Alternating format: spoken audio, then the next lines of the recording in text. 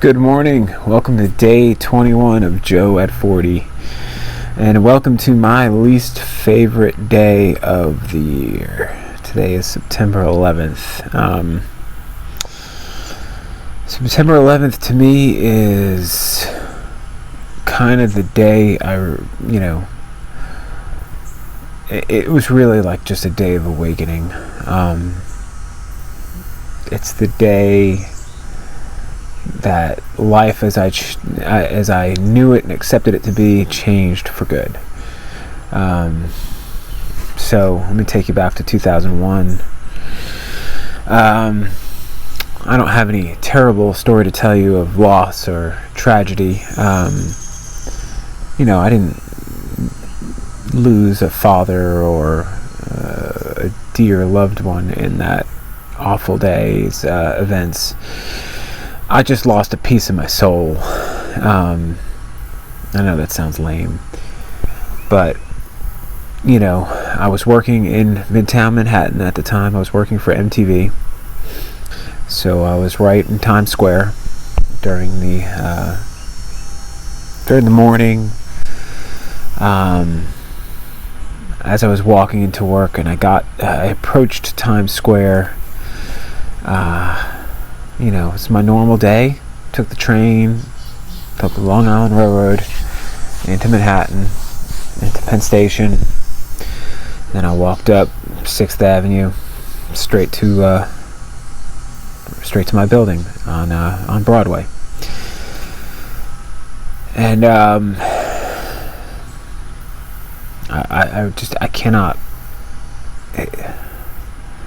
cannot tell you the feeling of walking into Times Square and everybody. If you've been to Times Square, especially then when it was not blocked off and a tourist attraction, Times Square still had traffic moving through it in 2011. Still a lot of people just going to work, commuting. So at that time of the day, there's not a whole lot of tourists. It's just people living their life. So you can, if you've seen movies, you've seen how many people there are traveling through that area at any given moment. But especially at rush hour, right around that time when those planes struck, there's just a lot of people in Times Square moving around, and nobody was moving. Everybody was stopped and looking up at the Jumbotrons. And I just remember approaching Times Square going, what is everyone looking at? And then once I could get into view, I could see the smoke pouring out of the tower. And, that they were showing on the news, streaming through that Jumbotron. And I just remember thinking, whoa, that's pretty impressive. That's a big deal. And then it kind of like, the second thought was, oh no, that looks like an explosion of some sort. People must have died. There's a lot of people in that building. I've been in that building before. I interviewed for a job in that building. There were so many people. It was like, each one of those buildings is like the population of a town in, the Midwest. It's just ridiculous. There's just thousands and thousands of people in each of those buildings. So that thought of, oh God, a lot of people just died. And the last thing I thought was attack. I thought some sort of equipment exploded or something malfunctioned, like there was just some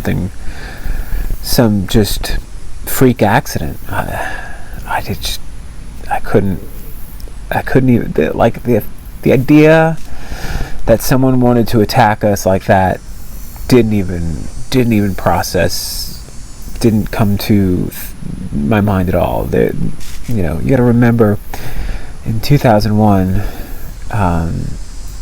we had no idea, the general population, that there were these terrorist groups that hated us like this. We had no idea. None of it was top of mind. We were caught off guard. We were blindsided for the general population of people. So then I go into my building. At that time, we were up on the 46th floor of 1515 Broadway. And by the time I, got up the elevator, which it was September 11th, 2001, there was no security getting my building. Nope, none of the buildings in Midtown Manhattan had security. You could just walk into any building. You could get on the elevator, go to any floor you wanted to. Which is what I did. I mean, I just went to my job. Because it was MTV, there was TVs on every floor. There's TVs everywhere. It's TV stations. It was MTV Networks. It wasn't just MTV. It was MTV, VH1, Comedy Central, Nickelodeon, you name it. Half the stations on your cable box are somewhat affiliated with MTV Networks. So, I got out of the elevator and I said hi to the receptionist who I was friendly with at the time. And she said, "Can you believe this?" And I said, "Yeah, I don't understand what's going on. Did like a piece of equipment explode? What happened?" She's like, "They're saying it's an airplane that hit it." I was like, "Well, that's odd. I mean, there are a lot of airplanes around. We have 2 major airports. And I mean, it's possible some little airplane just lost control. Like, it's really strange." And as I was talking to her, that second airplane hit. We watched it live. And it's like getting punched in the gut. It's like getting punched in the gut and you don't expect it. Wind got sucked out of my lungs. My heart sank. I just froze, staring at the TV, going, why the hell would somebody do that? Once, freak accident, twice we're under attack. So I walked into my office space after seeing that, just in shock. And everybody had that look on their face because they all just saw it too. All of my teammates. And I went right to my computer and I pulled up the New York Times, and I remember how weird it was to see the original headline for the day with "We're under attack" superimposed on top of it, like our proxy servers hadn't updated fully, but like there was just it looked like a superimposed photograph of 2 different headlines on top of each other.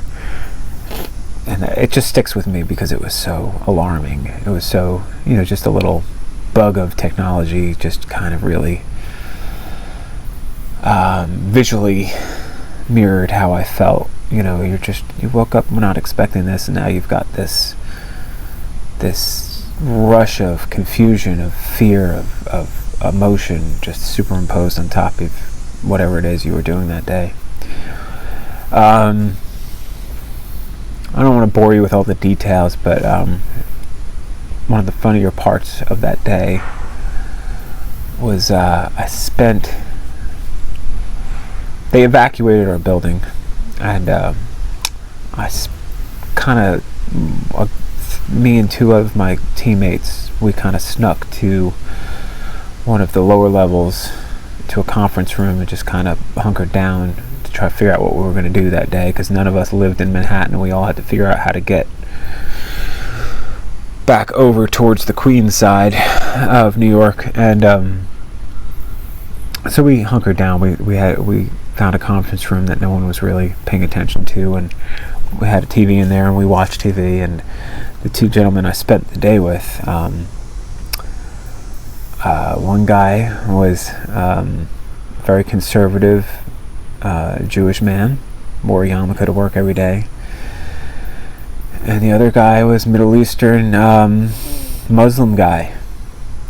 And then you had me, the white Christian born guy. And it was like the 3 amigos and an unlikely trio. It sounds like the beginning of a bad joke, but those are the people I spent 9/11 with. two people who couldn't be more opposite ends of the political spectrum, but we were all together, and nothing but love. That's why when people have fear and hatred towards Muslims, I just cringe. I'm like, do you know any? Honestly, do you know any? Because I knew a lot when I lived in New York. I worked with them. I was friends with them. I'm still friends with them. Most peaceful people you could think of. Just beautiful people, and the acts of terrorism have nothing to do with that group of people. It just has nothing to do with it. You can say, oh, their book says this, their book says that. Guess what? Their book is just the five first books of your book. Shut up. You're dumb. You're an asshole. That's it. Oh, you think there's no violence in Christianity? Really? Maybe you should look at what happened during the Crusades. Don't be stupid. Anyway, sorry. I'm sorry. I'm trying to be positive, but this day sucks. We ended up walking back down towards Penn Station. Couldn't even get close. It was like just wall-to-wall people trying to get into it. There was no way it was happening. So then we walked up towards the 59th Street Bridge. We found a subway station that we walked down. We waited for like a half an hour on a subway platform that was just packed, where if somebody farted, you were falling into the tracks. And finally a train pulled up that was Queens bound, and it looked like one of those images you see of what like the commute is like in Japan, where people are just smushed into a train like sardines in a can. There's nobody getting in or out of that train. So once we saw that, we said, okay, it's time to walk. And we walked. I walked over the 59th Street Bridge. One of the hardest, longest walks I've ever taken. You've got the forever changed skyline where you grew up, just scarred with this black smoke pouring out of the bottom of the island of Manhattan as the whole time. The smell of just like burning plastic, just wafting through the air. If you tried to keep your eyes forward and get your mind off of what was going on and just try to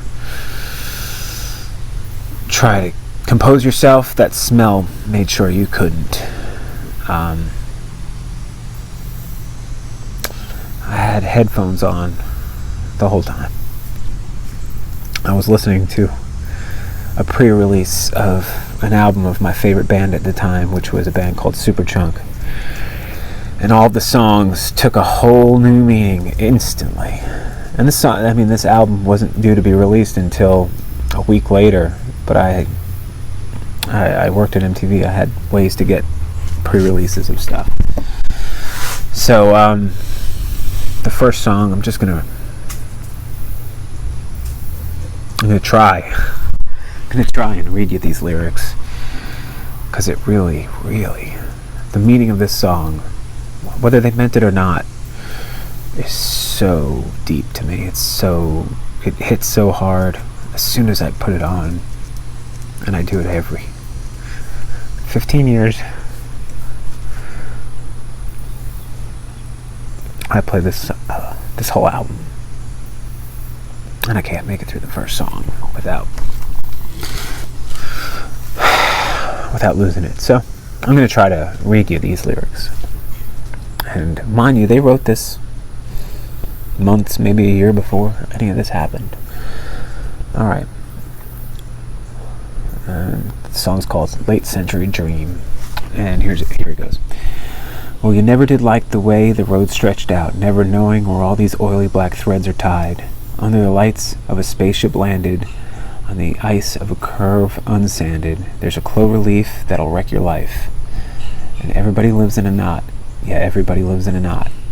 Everybody's trying to make space around what they think they've got. Everybody lives in a knot. Everybody lives in a knot. Everybody's trying to make space around what they think they've got. It was never better. It was never any better, but a nation is not soothed when they tell her.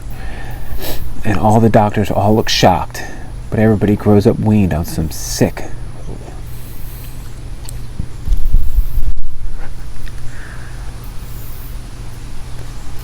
Sorry.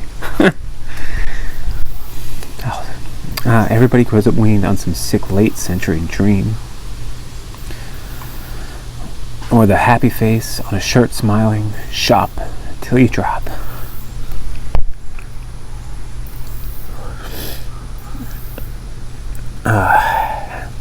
Yeah, everyone lives in a knot. Everybody's trying to make space around what they think they've got. Everybody's trying to hold on to a dream as they watch it rot.